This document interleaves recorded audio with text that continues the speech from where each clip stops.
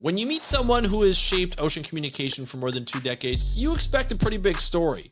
What you do not expect is someone who never saw the ocean until they were 18, then built one of the most influential virtual ocean platforms in the world. Peter Neal has spent his life asking 2 simple questions. What if we tried something bold for the ocean? And why not do it now? That's what we're going to be talking about in today's episode of the How to Protect the Ocean podcast. Let's start the show. Hey everybody, welcome back to another exciting episode of the How to Protect the Ocean podcast. I'm your host, Andrew Lewin, marine biologist and science communicator who's here to tell you what's happening with the ocean, how you can speak up for the ocean, and what you can do to live for a better ocean by taking action. And this podcast is part of the larger Speak Up for Blue podcast network, where we podcast with the purpose. And today the purpose is to kind of go over the history of science communication for the ocean by interviewing the Peter Neal. Peter Neal has been doing science communication for over 2 decades, probably more than that. He saw a calling at one point in his life. He's had a lot of different points in his life where he's done some pretty incredible things. At one point he said, hey, there's a call to do something about the ocean in the early 2000s when the internet was still in its infancy. And he said, hey, you know what? I'm going to take this on. I'm going to build a virtual platform that talks about the ocean. I'm going to build programs that are free and accessible to everybody. And we're going to basically educate and make aware of millions of people about the ocean and what's happening with it and what they can do to better protect it. This is a man who's had the World Ocean Radio for 21 years. And he's had the World Ocean Observatory for even longer, and it's somebody I can't wait for you to meet and to hear how he started all this stuff. If you want to go over to the World Ocean Radio and listen to his 3 to 5 minute episodes, you can do so. I'll put the links in the show notes, so check that out. But until then, here's the interview with Peter Neal. Enjoy, and I'll talk to you after. Hey, Peter, welcome to the How to Protect the Ocean podcast. Are you ready to talk about podcasting, science communication, the ocean, and everything that falls under and in between and all over? I'm always ready. That's all I do. Indeed it is. You know what? It's really interesting to have you on the podcast, because I don't know of anybody who's been podcasting or doing radio longer than I have, which is, this is really surreal to be able to talk to you.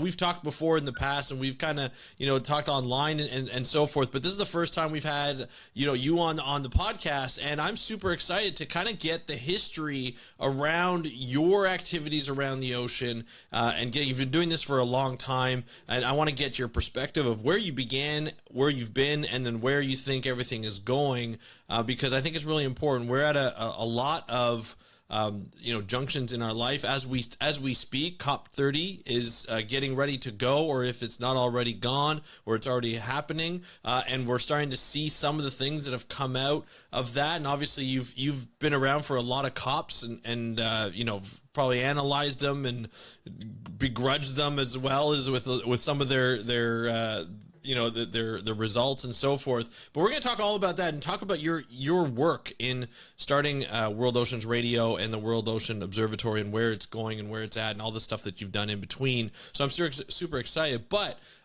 what I want to do right now is just get to know who you are. So Peter, before we get into all of that stuff, let us know who you are and what you do. Well, I'm Peter Neal. I'm director, founder, and now senior advisor to the World Ocean Observatory.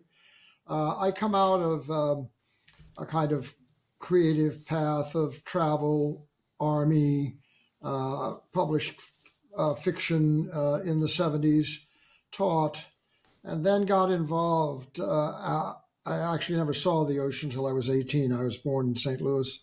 My ocean was the Mississippi River, which of course is part of the ocean. Yes. But I, at one point, moved out of teaching at university to running a small environmental organization in New Haven, Connecticut, that had a sailing vessel and was taking young people sailing to give them introductions to marine science and sea experience. And then I went on from there to become the director of the maritime program for the National Trust for Historic Preservation in Washington. Went thereafter on to run the South Street Seaport Museum, in New York City for 20 years. And then around 2005, I moved to Maine, and I brought with me an idea for the World Ocean Observatory. It was not mine. In Hmm. 1998, there was an international commission on the future of the ocean, which was chaired by Mario Soares, the former president of Portugal, a great man. And that same year, he convened also um, an independent commission on freshwater. Out of Hmm. the freshwater came the World Water Manifesto, the World Water Forum, and began the whole sort of concept of an international appreciation, understanding, and promotion of research about the freshwater part of the system. Uh, at the same time, the Commission on the Oceans published a report which is called The Ocean Our Future, published by Oxford University Press. I found it in a dollar bin in a Cambridge, Massachusetts book store, and sat down and read it in a sitting. And my life was changed. The penultimate recommendation was that there be a web-based utility about the ocean defined as an integrated global social system, so that it looked beyond the conventional definition of the ocean as a place for species and habitat, for research and policy, and looked at the much, much, much larger interconnection of all aspects of the global contribution of the ocean, the freshwater, saltwater continuum to the history of human endeavor and civilization. It's a big idea, I was and about to say that's a big uh, idea. but and I did some due diligence. I actually went to see uh, Bob Gagosian, who was head of Woods Hole at the time, and now was Hmm. and then went to NOAA. I went to see Julie Packard out on the West Coast at the Monterey Aquarium. I was in touch with um, Her Deepness, Sylvia Earle, who was always generous and supportive. Hmm. Um, and then also a fellow by the name of Patricio Bernal, who at the time was the executive secretary of the Intergovernmental Oceanic Commission of the UN. And he had been on the Suarez panel. So he knew the project.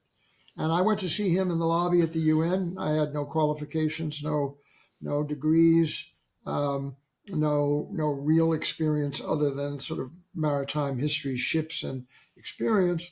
And I said, "Can I do this?" And he said, "Well, it was supposed to be done by a group of guys in Malta. They're never going to do it. Hmm. Why not?" I love it when people say to me, "Why not?" It's why not, to me, is the perfect answer to my question, what if? Right. Um, what if we do this? Well, why not? Yeah. And so, there, with literally no resources, it began. And that was now 22 years ago. And with no resources, I basically put together a new model, at the time, truly an innovation, which was that we were to be, from the beginning, Hmm. a virtual organization, that we did not need a building, we did not need a facade, we did not need massive overheads, we did not need huge staff. And we started with myself and a half time person, Hmm. and out of it came a kind of plethora of ideas that basically has been an iteration of the first drawing on the napkin when I Yeah. laid out, well, what's it going to be and how is it going to work? Um, so I like to think that our budget is a fraction of the pizza budget of a major environmental organization. Uh, Yeah. we reach measurably millions of people worldwide, Yeah. trying to understand that, yes, it's great that we deal with all the existing organizations and the conferences. It's all good. I don't ever want to disparage it. I Right. do want to say, however, ask the question, um, uh, when the UN Secretary General looks at the global response to the challenge of climate, which is ocean, Yep. climate and ocean are the same. Yep. Principal driver of climate is ocean. Agreed. And he says, well, not enough, not in time, not enough, not in time. And to me, that is a massive, stunning, crazy, true evaluation of enormous amounts of energy and money and good intentions that have been invested in the ocean movement, the ocean conservation sustainability movement for decades.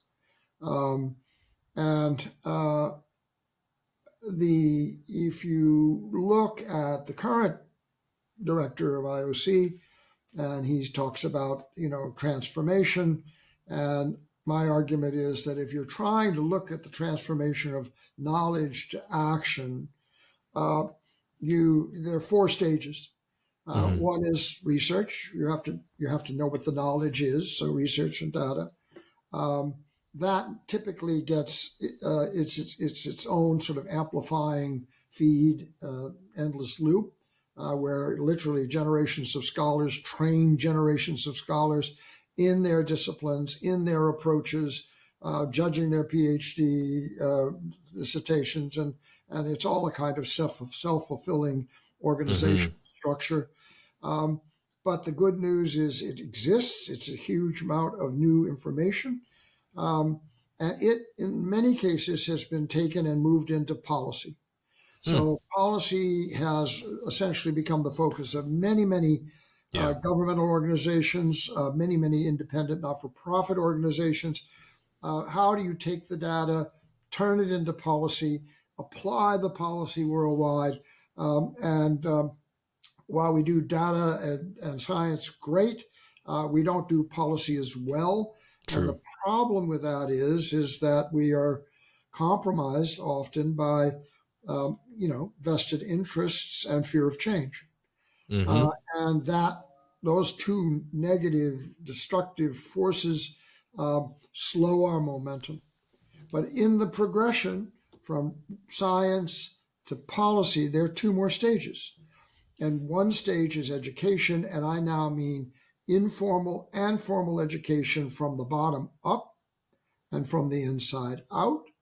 And the fourth one is communication. That is, how do you take this message, let's call it cumulatively ocean literacy, and extend it worldwide to the people who will be the intergenerational constituency to perpetuate the science, perpetuate and apply the policy, and actually provide the political will to make something happen so that we can say soon it's more than enough in time.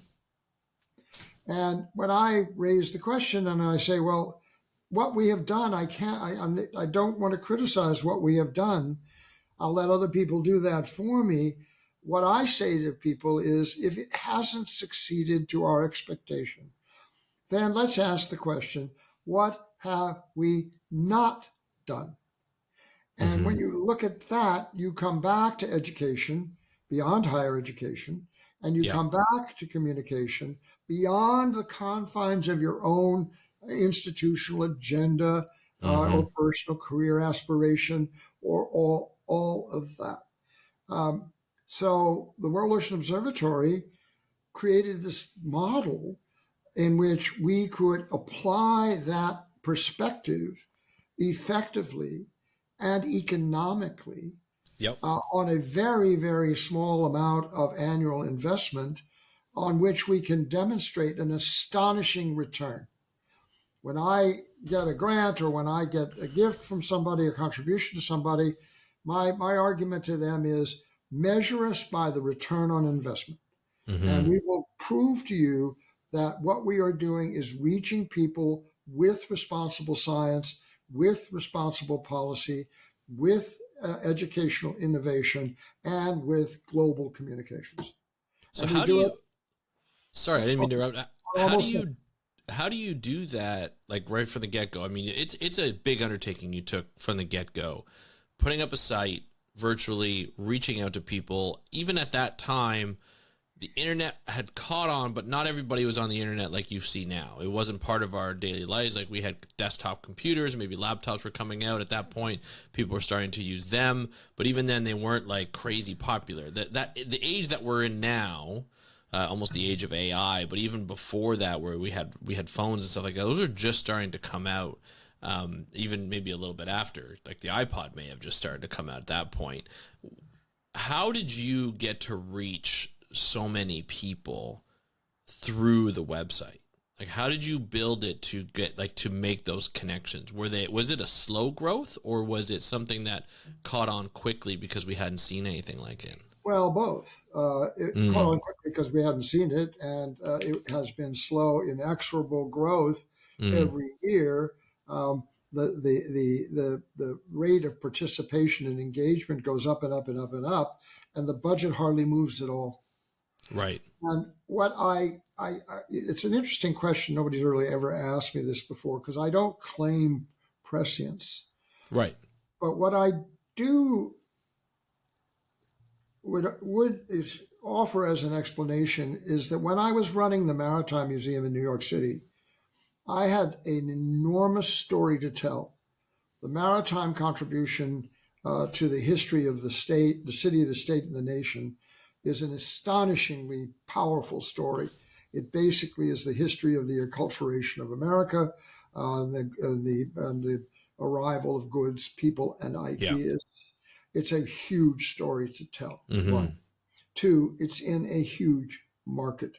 Mm-hmm. Three, if it was going to remain a maritime museum of the conventional ilk, it was already in trouble and it was going to die. And when I came there, not trained as a museum professional, as director, I was already multi-million dollars in debt.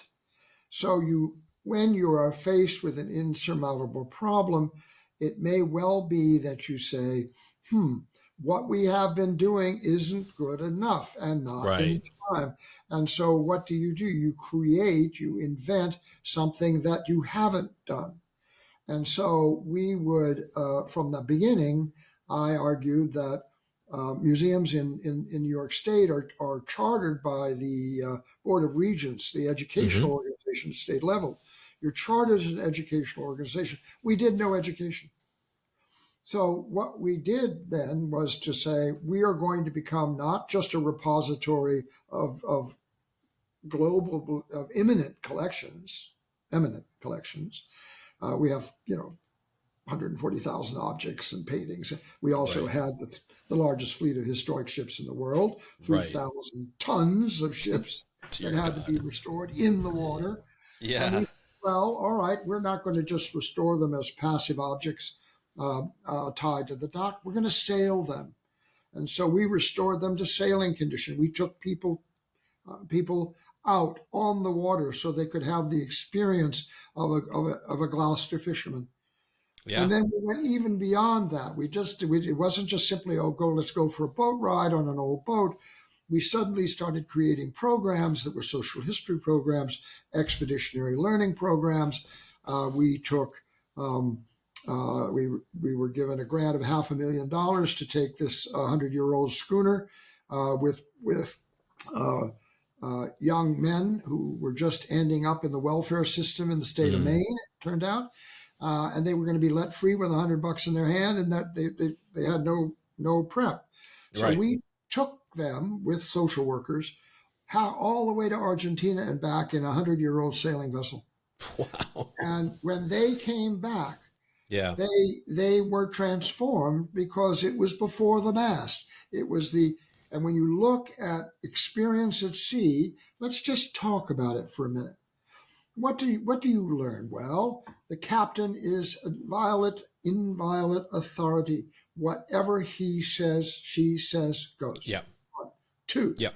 There is a line of communication that starts at the top and goes down, and it has to be direct and clear, received and understood. The value of time. You understand what the meaning of time. You understand what it means to be on time, to stand watch.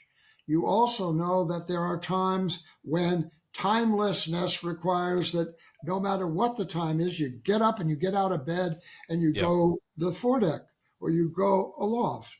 Mm-hmm. You learn respect for competence and skill. You understand that the whole life of the vessel could be at risk by the failure of a single knot. So, Yeah. competence, you're in nature 24 hours a day. You're living close with people, and so you have to understand human relationships. So you take all of that and you say, all right, we're turning that historic vessel that you could just put on the dock and charge a few dollars and people would walk on board and fine, Yeah. and turn it into a progressive teaching platform. It changes the entire value and the economics. And so we Absolutely. were beginning to get $500,000 to go to Argentina. We got Yeah. major grants. Here's another one. We took blind children sailing. So we had a different vessel, also a historic landmark, flat, hard chine, shallow draft in New York Harbor. And we would get funds to bring blind children, usually between, 14 and 16, 12 to 14, 16, with their chaperones. And we would go out into New York Harbor. We'd turn off the engines. We'd raise the sails.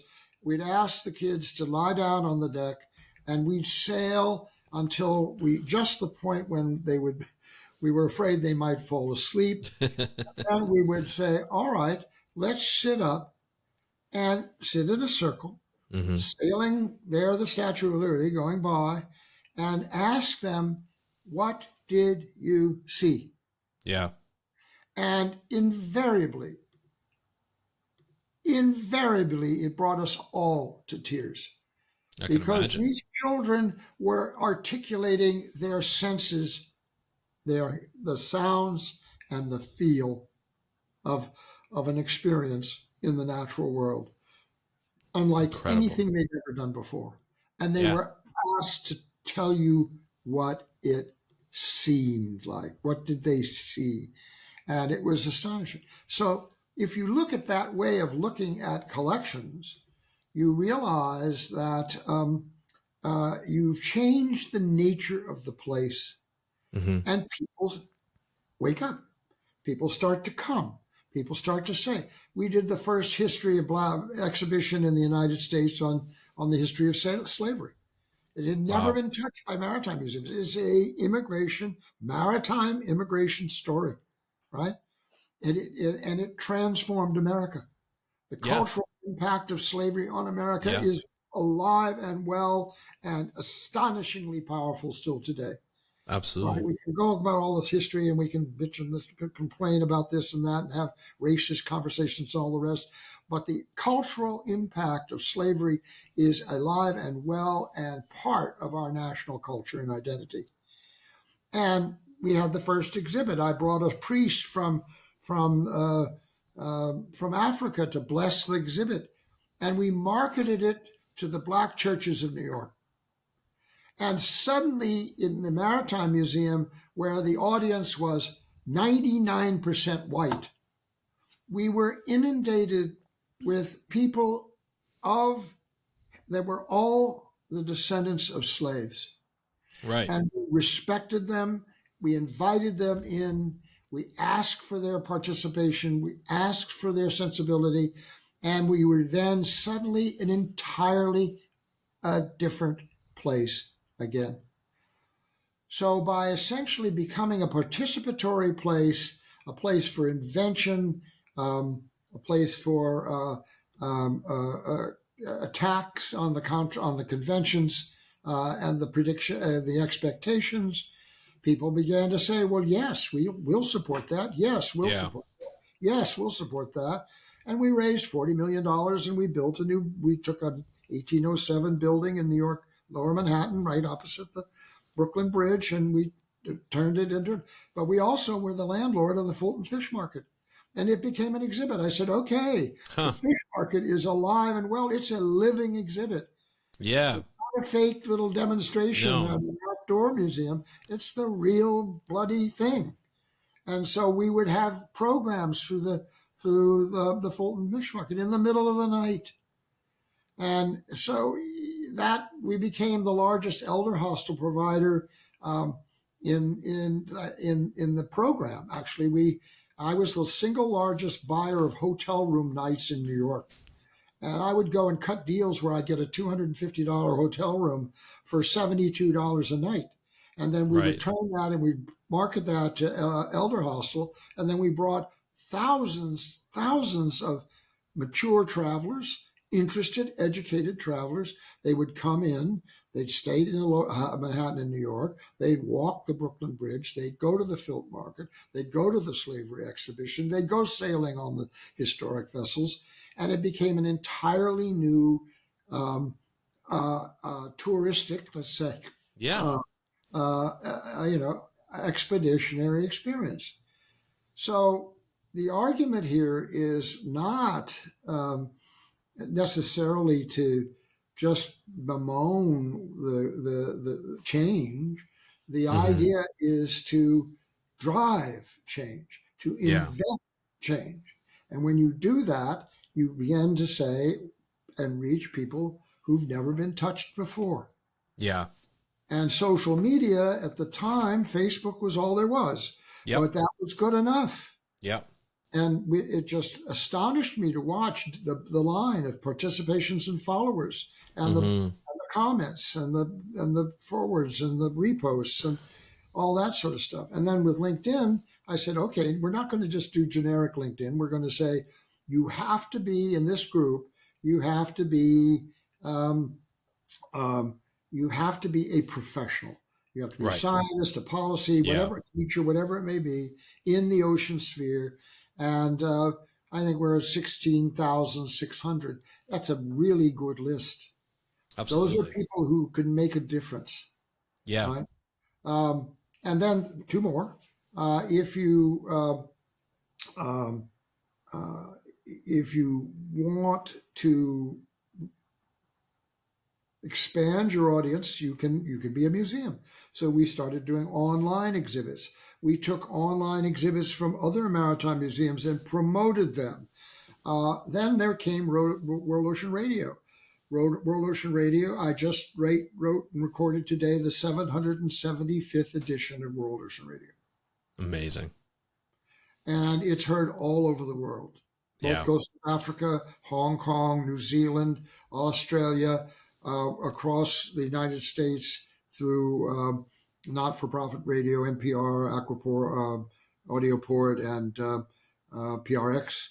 And all of these things represent um, a contribution to our calculation of value, which is our job is to bring together a global community of citizens of the ocean.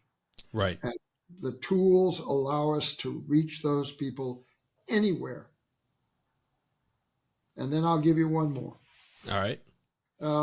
We decided about 4 years ago, I said, look, we have to do more than, we have to become educators Hmm. uh, beyond what we have already been doing.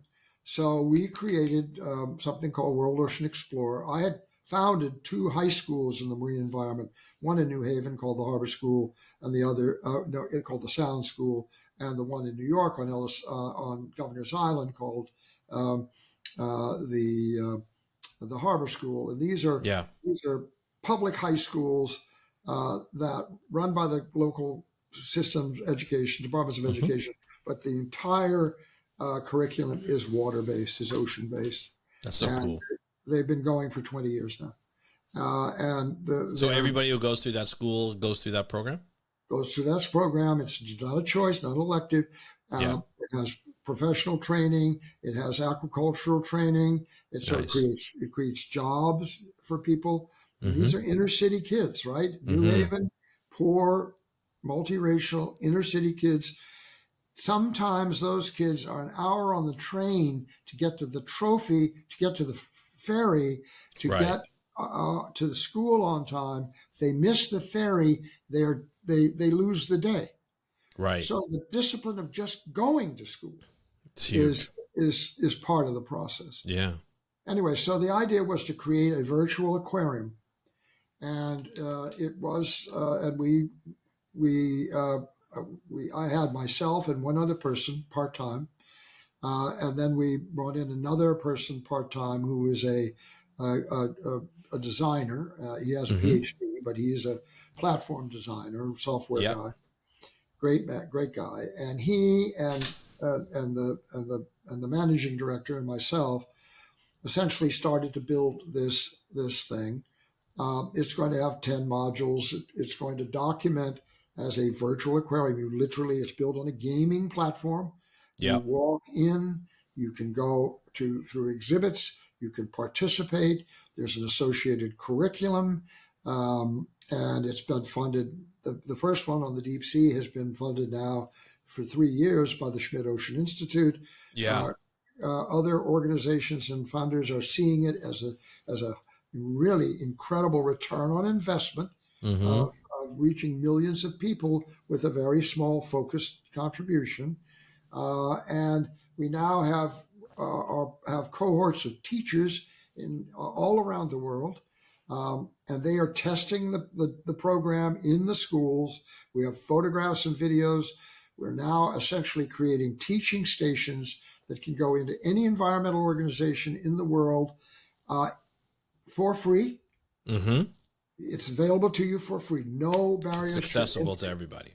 You just have to go on the website. And on any device, anywhere, at any time. Yeah.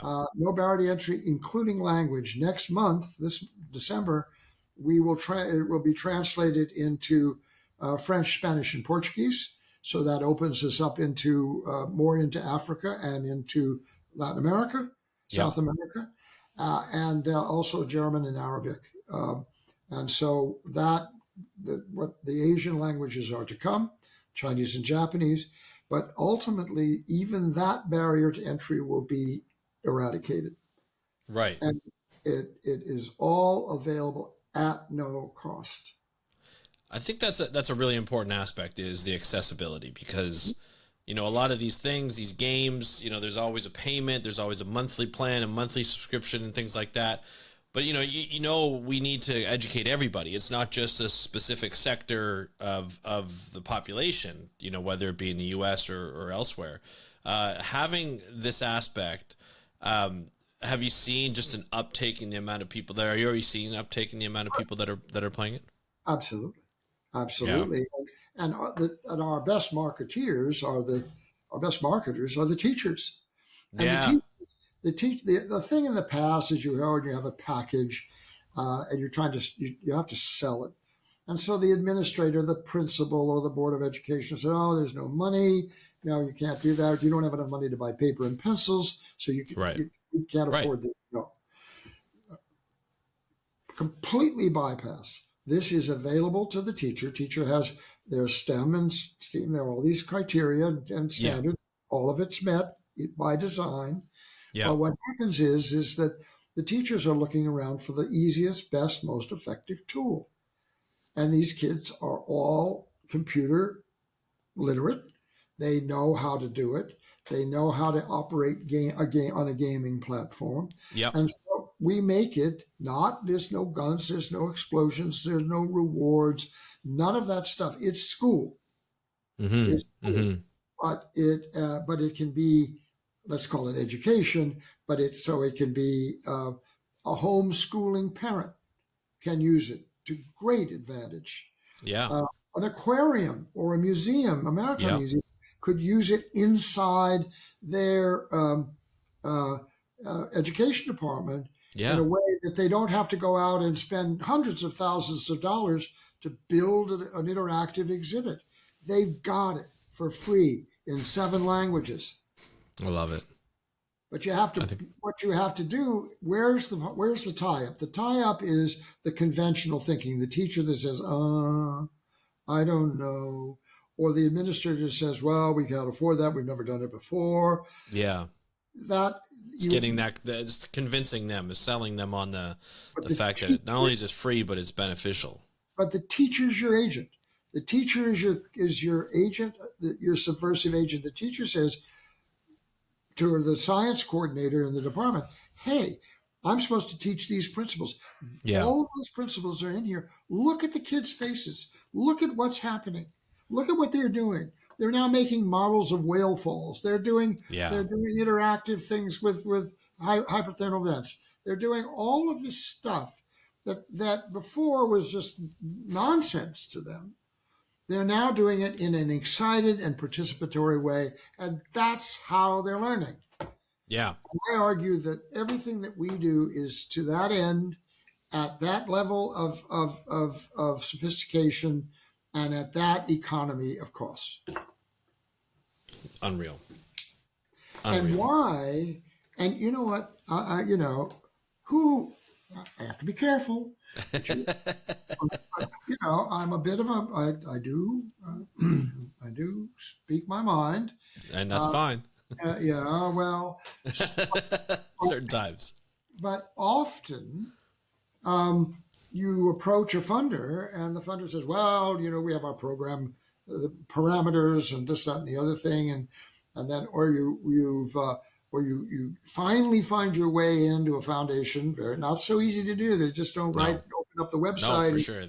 No. So you finally weaseled your way in somehow, and you've got a contact and a connection. You get there, and you're so excited. I got to put this down. Meets all the criteria. It's a winner. Oh no, Julia just retired or left to go have her third child. And so we're going to have to hire a new program officer. Oh, and by the way, we're going to do a reevaluation of our program parameters, and we may not even be interested in the ocean in 12 months. I'll give you another example, the worst one of all. A major international foundation with a long history in a particular subject. I had met the director. I had met the staff people. I had been encouraged to apply. We were in their sweet spot. It was about amount of money well within their capacity. Yeah.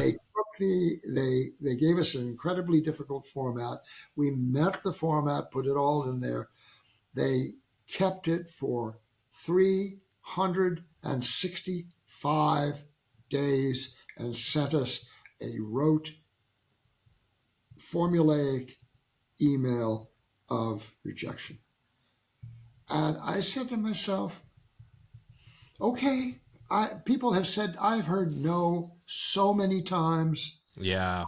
I was a fiction writer for years. I was submitting to stories. I was submitting to the New Yorker or the Kenyan Journal or whatever it may be. I have a file here filled with notes from editors, and "Oh, I'm sorry. No. I've heard a million no's." Yeah. That one hurt more than anything. Mm-hmm. Because what do? Well, you walk away and you just live to fight again. You've done a lot of work, so that work can be picked up and taken someplace else. And you never know. You walk into a place one day and somebody says, "What? You do what?" And I said, "Well, I can show it to you. I can show it to you on my phone. I got it right here. We can walk through it. You can see a whole video if you want to see it. See how it works. See the kids laughing and playing and doing it." And they said, "This is incredible. How are you funded?" And I said, "Well, we're funded by prescient individuals, people who have the capacity of an openness to look forward, not stuck in the moment and not stuck in the past." Yeah. So, and then we have a publications program. We've done a whole bunch of books, mine and others. And my swan song is next year, which is basically called Provolution, How the Ocean Will Save Civilization. We don't have a plan. Yeah. At one point, we had 2 national ocean plans in the United States. Doesn't matter. Nobody's implemented them. Now there's nobody Right. responsible for actually doing anything with them. Right. There's no money. So how do you expect there to be a national agenda or a national progress if there is no plan? And the plan, if it's only driven by science and policy, has already essentially proven that it doesn't work. Right. Yeah. And so, what's the plan? So, I'm writing a plan. I like it. Why not? I like it. This is what I like because you and I are similar in a lot of ways. It's if it's not there, you're gonna do it, right? Yeah, Like if it's like you felt the call, right from the beginning. Okay, we need a virtual platform to reach out to people, to educate people. We need to make it accessible. We need to make it interesting. We need to ensure that people are ready for this and they can access it and they can enjoy it and they can learn from it. You built that. You didn't wait for, the UN to build it. You didn't wait for the US government to build it. You didn't wait for other governments to build it or other big, large organizations who could have built it. Nobody built it. You were like, all right, I'm going to build it. I'm the same way with the podcast. For me, I was like, nobody's talking about this stuff. Nobody's talking about specific, projects. Nobody's talking about to the people and getting interviews and this and that. At that time, nobody was talking about it. Obviously, more people are talking about it now. But it's that conservation aspect and conservation. So I'm like, you know what? I'm going to start it. We didn't have to do it with a huge budget. It's actually kind of interesting, Peter, and I'm sure we could say the same thing for you when you first started with your team. I had a friend of mine a good friend of mine who I was talking to a couple of weeks ago, and he said, Andrew, he's like, everything you do. I was telling him all the stuff I do, like my whole process to publish an episode and each podcast, and he's like, everything you do, it would take like 12 people in a nonprofit organization to do. exactly. Right. And I'm just like, I don't understand how that's happened. Like for me, it's just like, let's just do it.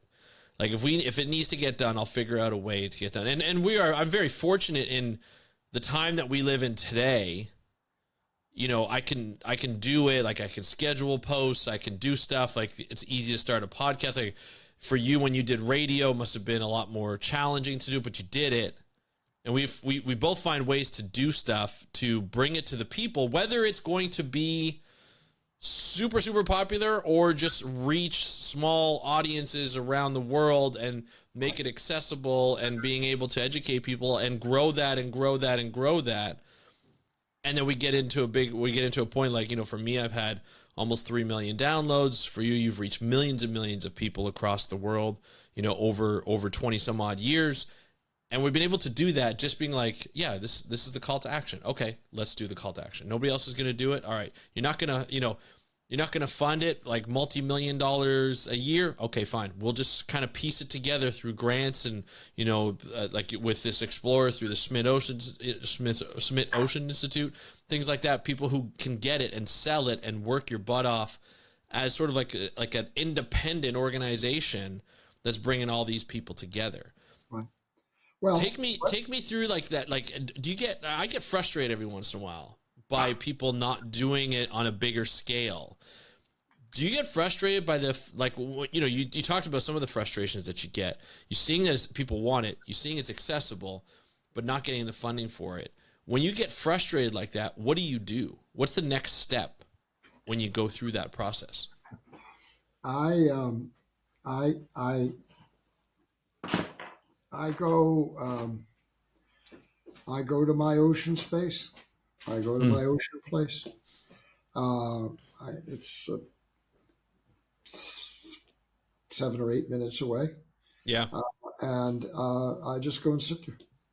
Right. I've written a book called Oceanic Feeling, and wrote about it this morning. Today, there is no finer place to be alone, and to have the full force of experience with nature at every element of your senses.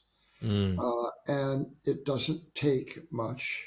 You don't have to buy clothes to sit for yoga. You don't have to drive someplace. You don't have to do any of that. And, all the great religions have seen the ocean and water as a place for sustenance and solace. we used to I used to marvel at Saturday morning attendance spikes at the museum, Christian Adams. At the attendance spikes at the museum, Mm-hmm. and it was Orthodox Jewish couples, Mm-hmm. and big Orthodox community out in Brooklyn. Right. They would come there to court, Mm. and it was safe and by the water, and Mm-hmm. it just was a place that was conducive to getting to know somebody. Right. Right. And the same thing happens for me when you go out on the water, say with my wife, and we go sailing. She's the captain because she's very good at it. Um, our relationship is reduced to essentials. Yeah. And we know what our roles are, and we know where we are, and we know Mm-hmm. why it's valuable for us. And we've taught it to our children, and we've taught it to other people's children. And we then engaged in education and organizations that teach it to other people's children. So the whole thing is part and parcel. I, when I was in St. Louis at age 14 or 15, you could, for 10 cents, you could take a streetcar and go down to the river. Mm-hmm. And I would go down to the river and sit in front of the old courthouse in St. Louis. And it was a slave place, it was a slave market. And I knew enough about it to go and sit there. And I'd go and sit there and there'd be nobody there. And I'd sit in an historic place in a kind of highly emotional evocation, both real and metaphoric, of a national of a national identity crisis. I would see the working waterfront. I would see the raw nature of the river passing through Mm-hmm. the big city, and all of those things factored Yeah, of course. in some way.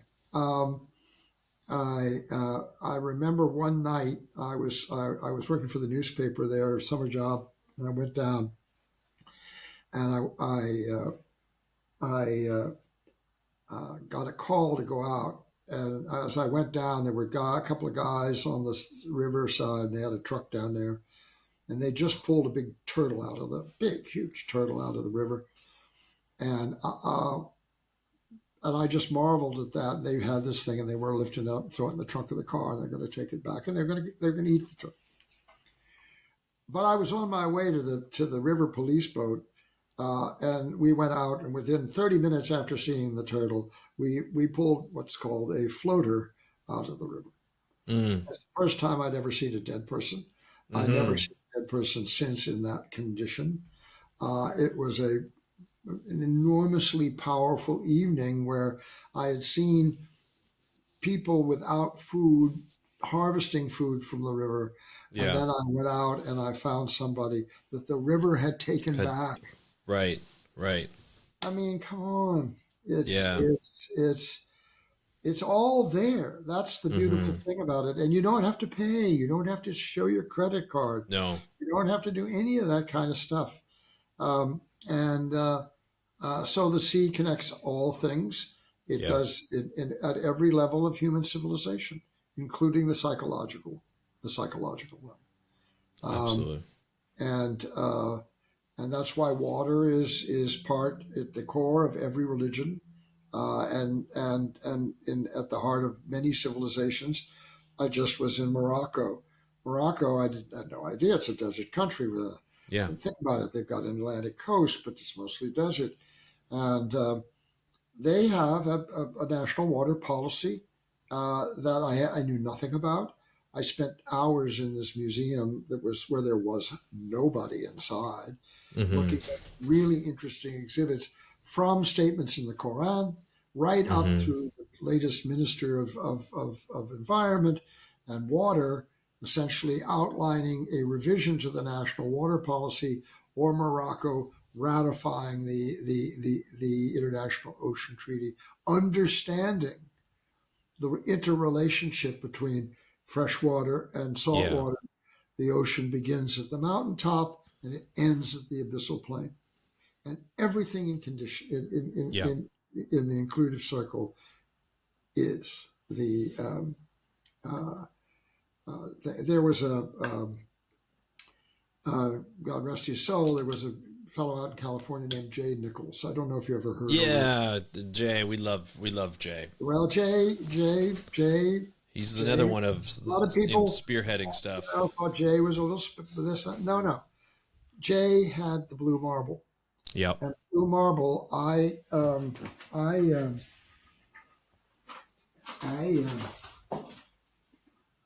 I went to some of his Blue Mind conferences, and at one point, I knew I had no idea if he was sick or whatever, how he died. I still don't know.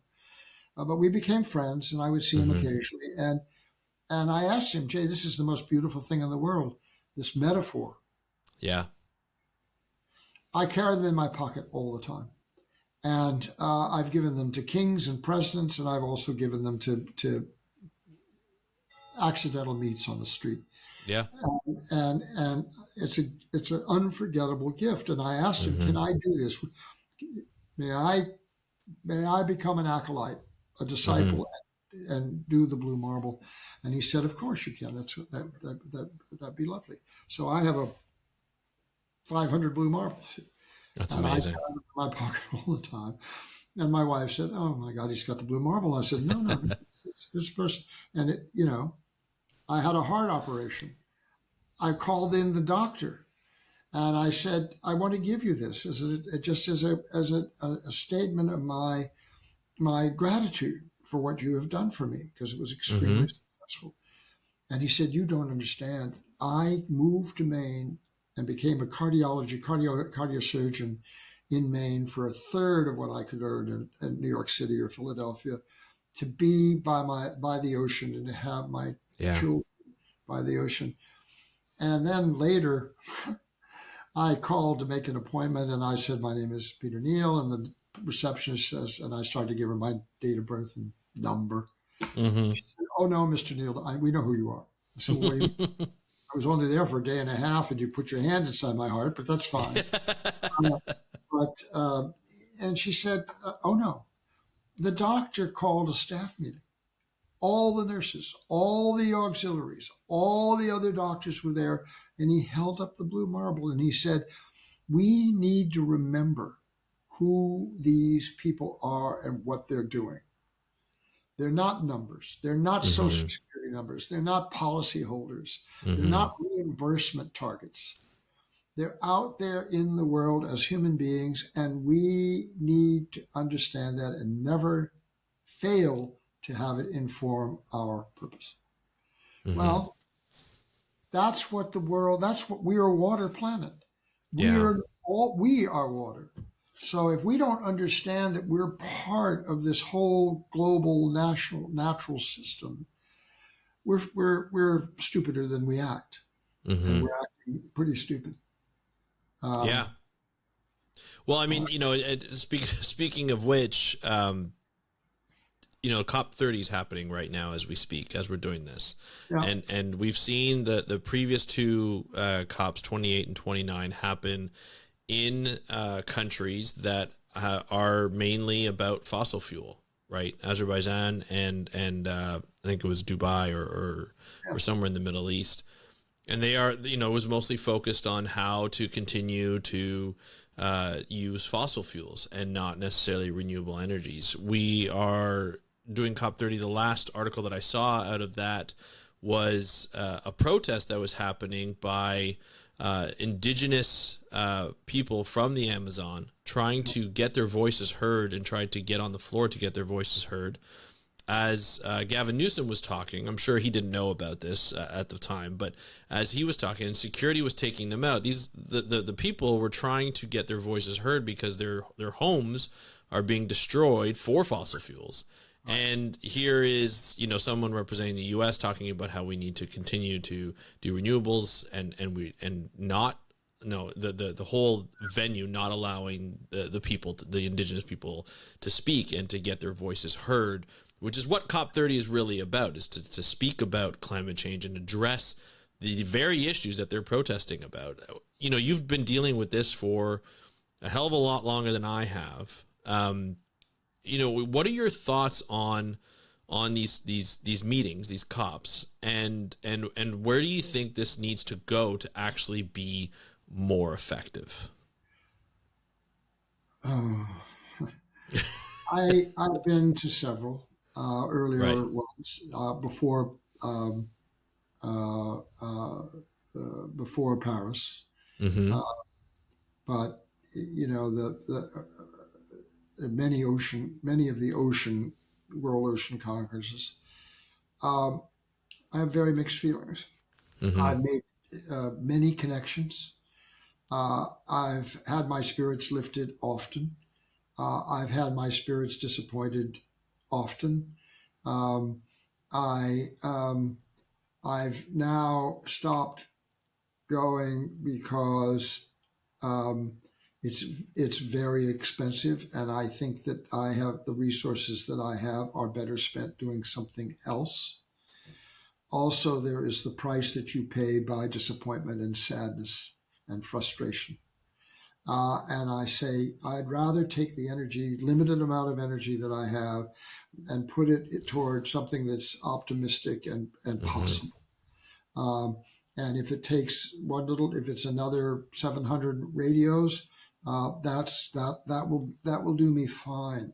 Um, and there are one of the most horrible things is you're in Lisbon, and everybody's had a time, and we all had workshops and panel discussions and keynotes and Q&As and coffee breaks, and everybody's talking, and the little cards and brochures are being handed by. Everybody's positioning, and it's over. And you can predict the final declaration. And then they're all saying, "Well, I'll see you in Rio next week, right? We're going to Rio, or where are we going now? Where's the next one? We're going to Belém. Oh, Belém, we'll see you in Belém." Mm-hmm. And it's a movable circus. Mm-hmm. It's all the same people, Yeah. and locals are invited in, and the Amazon people. I mean, that's a big one. I Yeah. mean, those folks either by industrial energy and industrial agriculture, their not only is their culture, but their land is being Yeah. destroyed. Yeah. And then in the name of security, I'm sure that they were outside the blue zone and the Mm-hmm. green Oh, zone. yes. You can't Nice see was it here, like that. but I have Yeah. a hook on which I have 40 name tags Yeah. of conference registration IDs, and you don't have the ID. You can't go to the Yeah. blues. And oh, no, you can't speak. It's all been taken care of. And so, and you can hardly. I would often go as press, and there's no place to ask a question. Right. There's no press conference. You can't go and actually No. sit down and say, "Well, all right, let's talk about this." Mm-hmm. And so, I, as I said earlier, I think they have to keep happening. I wish, however, they'd open their minds a little bit. If you go to the World Water Forum, they draw the line at the tide line. So you may have 300 speakers, and the word ocean may be mentioned 10 times, if that. Now, that's Yeah. just bad policy. Yeah. That's bad science. Yeah. That's bad sociology. The That's, climate weeks, the climate yeah, week's the same thing. You barely hear anything about the ocean. You're like, and just at the beginning of this episode, you mentioned the ocean and climate are synonymous. They're the same. Climate is ocean. When you talk about the climate is climate, a it's run. function of Yeah. basically the circulation of water, basically the irrigation of the globe. Yeah. And climate change is simply what we've either put in to affect that or what we've taken out of to defect that. Yeah. And and and we're doing it how many different ways? Oh, we have to put filters on the exhaust pipes. Well, yes, Mm-hmm. that's true, but you also might need to take a look at uh, the downstream effect of industrial waste 100 miles up the river. Mm-hmm. Hmm. And nobody does. It's not part of the No. permit process. It's not part of the insurance coverage. It's not part of the Yeah. emergency response plan. It's not part. The water is not even costed into the pro forma as to whether or not the project is profitable or not, and Yeah. sold to the investor with a key element of the financial aspect of the thing absent from the equation. So investors are actually making their investment on a false on false premises. Yeah. And until these kinds of things change, and these are hard to do, Hmm. but they become more and more reality. If you could say, well, we don't have to worry about downstream negativity or effect because we have insurance. Yeah. The insurance company says, well, you have insurance to here, but not downstream, Right. not on the oyster bed Right. 40 miles away. You don't. There's no insurance for that. And then you realize that the insurance company has actually insured itself with reinsurance, and it's a house of cards.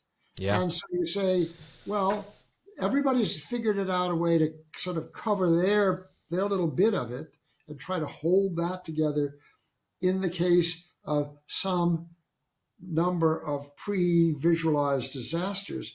And then the one that happens is the one that's not visualized, and we Hmm. call it a black swan.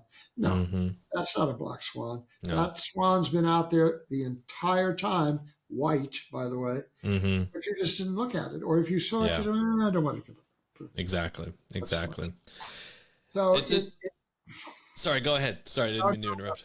I'm venting, but Well, I'll tell you what, Peter, you and I can probably talk about this on record for hours and hours and hours on end.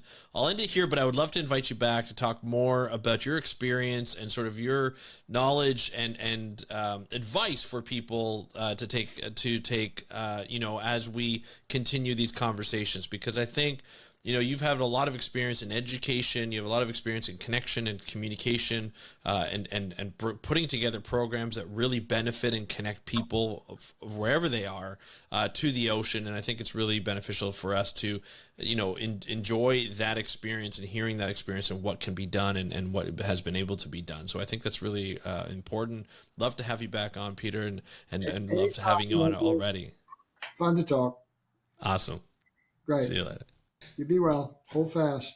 I will do. Thank you, Peter, for joining us on today's episode of the How to Protect the Ocean podcast. It was great to have you on, and I can't wait to have you back, because when I talk to other podcasters and I talk to people who've done science communication for a long time, I feel like it's just easy. We're just riffing off each other and seeing what's going on. A lot of times when I plan to have a guest on, I go through this whole exercise, what questions to ask and what type of storyline do I want to put, do the research and everything. I've known of Peter for quite some time too. This is the first couple times we've met this year, but we've been able to get along really, really well. And I think as both of us have been involved in science communication for a long time, different paths, of course, and we know different people, but it's really easy to talk to each other. And so the planning of these types of podcasts is really just riffing off of what we have to say at that point in time. And it's just amazing to be able to have someone on that can do that and be able to talk about so many things and bring so much value to the podcast. So I love what he does. I love for you to see what he does and to hear what he does. Go over to the website, the World Ocean Observatory, and you can check it out at worldoceanobservatory.org. That's worldoceanobservatory.org. I will put the link in the show notes so you can check that out. You'll have all of his contact, all of his resources there, and also put it up on our website. But this is someone that you shouldn't have been sleeping on for the last 20 some odd years, but also don't sleep on him in the future. This is a great organization that's doing wonderful things, and I want you to get to know him, and we'll have him back on so you can get to know him a little bit more each and every time we have him on the podcast. So I want to thank Peter for joining us, and I want to thank you for listening. And if you have any questions or comments, leave those comments down below if you're watching this on YouTube. And if you're watching this on your favorite podcast app, Apple, Spotify, Amazon Music, whatever that app that you love so much to listen to this podcast on, please get in touch with me two ways. You can go to Instagram and DM me at How to Protect the Ocean. That's at How to Protect the Ocean. And of course, if you want to get a hold of me through my personal email, you can go to speakupforblue.com/contact. That's speakupforblue.com/contact. Fill out the form. Can't wait to hear from you.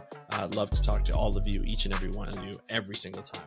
But that's it for today's episode. Again, thank you, Peter. And again, thank you for listening. This has been another episode of the How to Protect the Ocean podcast. I'm your host, Andrew Lewin from the True North Strong and Free, podcasting with a purpose. Have a great day. We'll talk to you next time, and happy conservation.